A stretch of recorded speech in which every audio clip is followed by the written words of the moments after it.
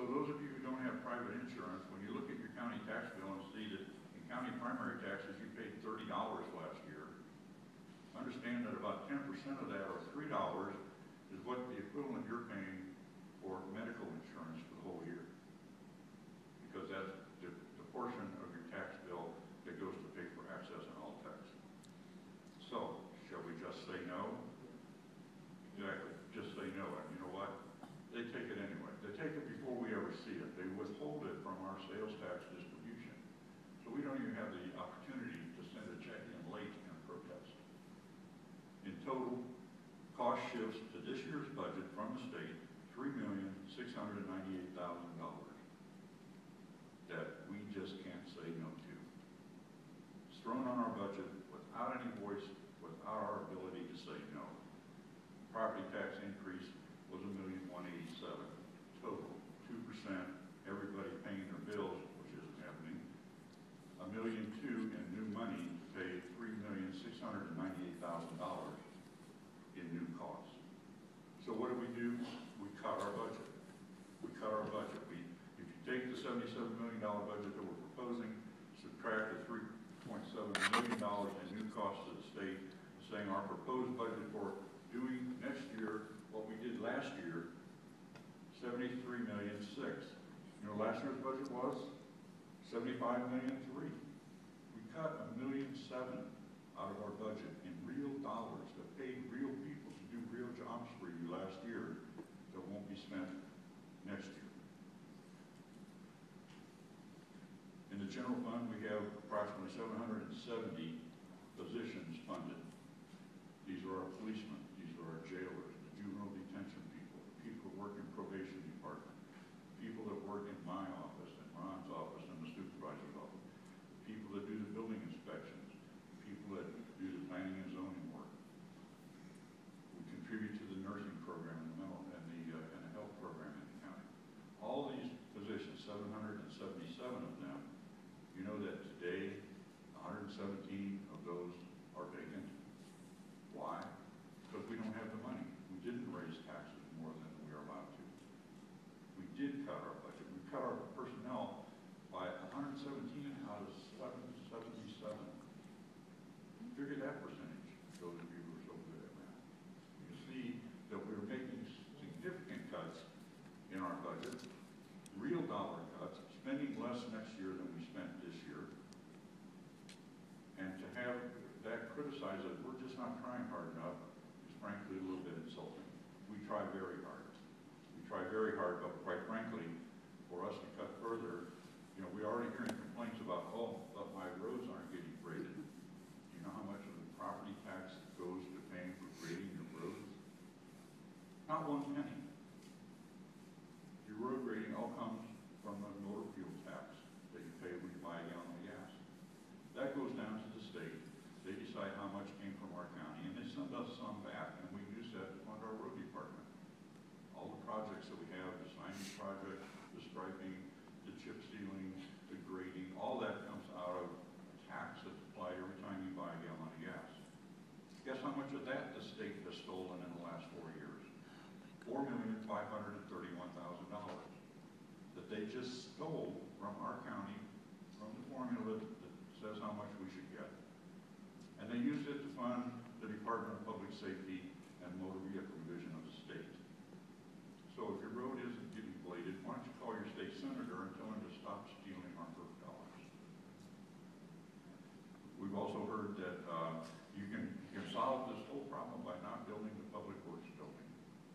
$6 million. Well, if any of that $6 million came from the property taxes, that might be a solution. But it doesn't.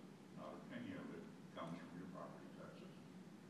So I would end by saying that you've come here saying no new taxes, and I would tell you that we are not raising any new taxes. We're cutting your taxes by 7%. The taxes that you pay overall in the county, taxes that will be paid to this county in your fall tax bills will be $4,150,000 less than the amount that was paid last year. Have we cut expenses? You bet we have. We've cut a 2.3% reduction in overall expenses when you adjust for the state's new mandated costs. So you ought to be congratulating this board for the job they've done, and this staff. I certainly want to thank my staff over here, Don Pugh and Sonia Armio. They've worked their tails off since January putting this budget together. And I think it's a shame that the hard work that does go on here doesn't get recognized, because a few people, for their own personal reasons, want to make something that's good look bad. They want to convince you and scare you that your taxes are going up 25%, when in fact, they're going down. Thank you very much, Mr. Chairman. Thank you. Is any further discussion, board members?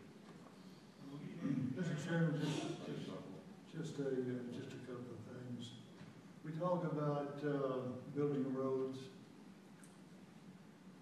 Just a short time ago, there was a left turn lane added to Highway 95 between King and Willis Street.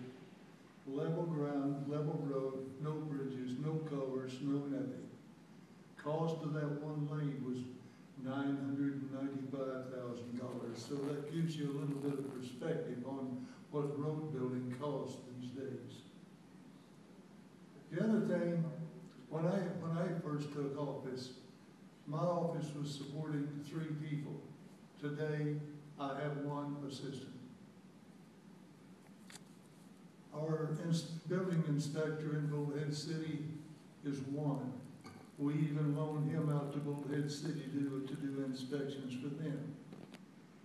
We have 1 person in the planning and zoning office that works 4.5 days a week.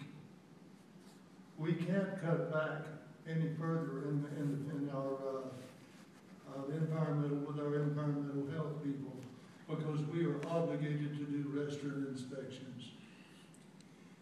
I could just go on and on and on as to how we have saved money in this county. And are we open for a motion, Mr. Chairman? I'm sure we are. Walt did close the public hearing on this. Thank you, Mr. Chairman. No, they've closed it, so I can call you back up on item number 70. The only way I can have you speak again is if they reopen the public hearing and they close it. That's just this. May I have a few seconds to respond to what you have just heard?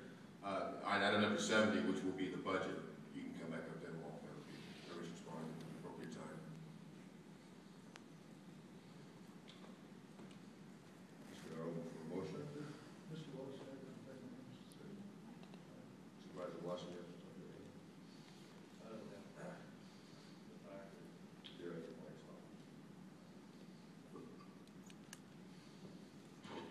Mojave County is doing a remarkable job of cutting its costs throughout its entirety.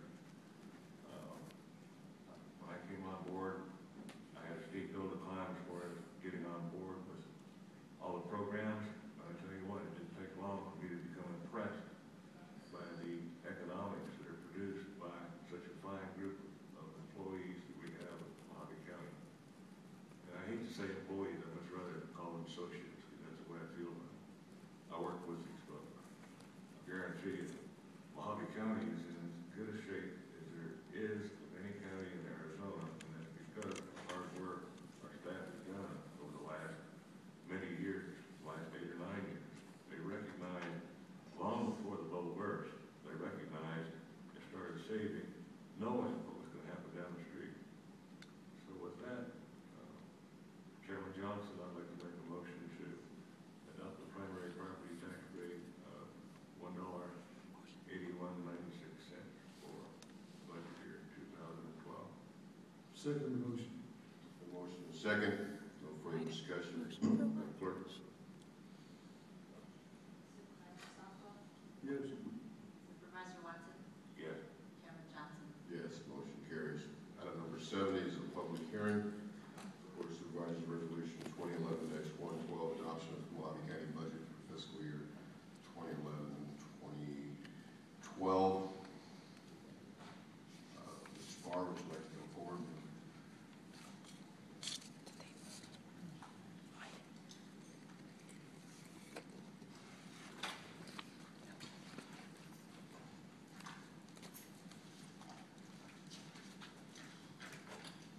Mr. Chairman, your vote of all you gentlemen rate is disappointing to me. I wanted to respond